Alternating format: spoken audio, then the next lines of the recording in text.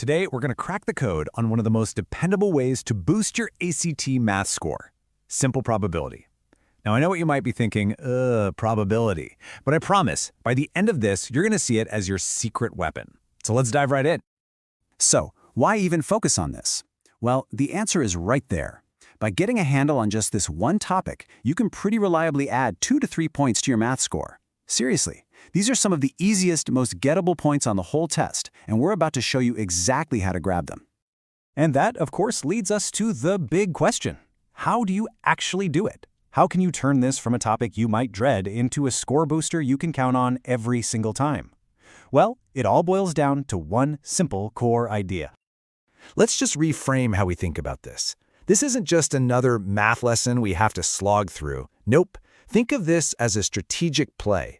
It's a targeted way to scoop up points that, honestly, a lot of other students are probably going to miss. And here's why this strategy is so powerful. Probability isn't some rare, tricky thing that only shows up once in a blue moon. No way! It's on pretty much every single ACT math test. Knowing that means you can plan for it, you can practice it, and you can walk in on test day ready to nail it. So, what is this secret weapon I keep talking about? It's not some big, complicated set of rules or a bunch of theorems you have to memorize. It is one simple, elegant formula. Let's take a look at the only tool you're really going to need.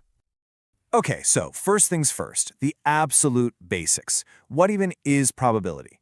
It's really just a way to measure how likely something is to happen, and we put it on a scale from 0 to 1. If the probability is 0, it's impossible. If it's 1, it's a sure thing.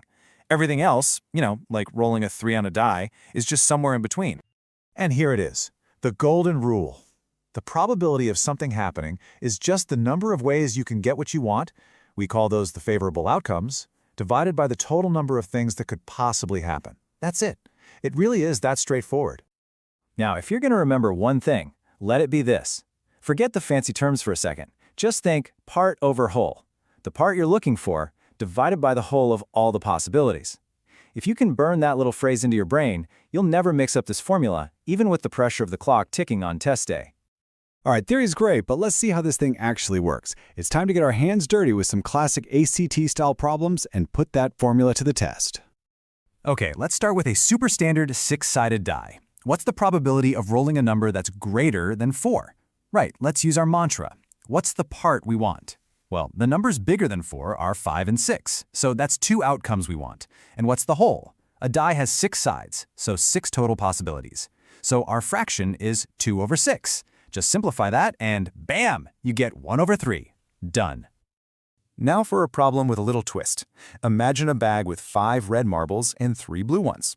What's the probability of picking a marble that is not red? Okay, so on the left you can see the direct way. Not red just means blue, right? So that's 3 blue marbles out of 8 total marbles, 3/8. Easy enough. But take a look at the method on the right.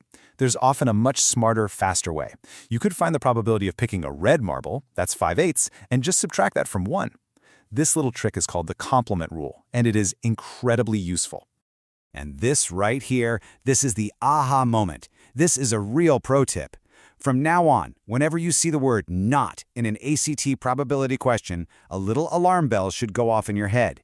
Your first thought should be to try the complement rule. It is almost always faster to find the probability of the thing you don't want and subtract it from 1. And on the ACT, every second counts.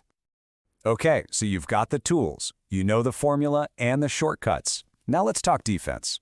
The people who write the ACT, well, they love to set little traps based on common mistakes students make. But we're going to see them coming a mile away and just cruise right past them. These are the 4 horsemen of probability mistakes. You've got simple counting errors, just forgetting one of the options, forgetting to simplify your fraction, and you better believe the unsimplified answer will be one of the choices. Mixing up the formula, which you won't do because you remember part over whole. And finally, a dead giveaway, getting an answer that's bigger than 1. Remember, probability is always between 0 and 1. Just knowing about these traps is half the battle. All right, let's bring it all home. We've talked formula, we've talked shortcuts, and we've talked traps. Now let's put it all together into your final game plan for test day. This is your checklist. Run through it in your head. Your mantra is part over whole.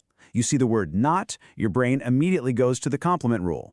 If a problem feels a little weird, don't panic. Just take a second and literally list out the possibilities. And please, please always check if your fraction can be simplified. Oh, and know the basics, like how many cards are in a deck. Don't let something that simple trip you up. And look, we're right back where we started. This isn't just about doing math problems, it's about being strategic. It's about grabbing those easy points so you can hit your target score. By mastering these simple ideas, you are taking control of your ACT performance. You know what to do. Now go get those points.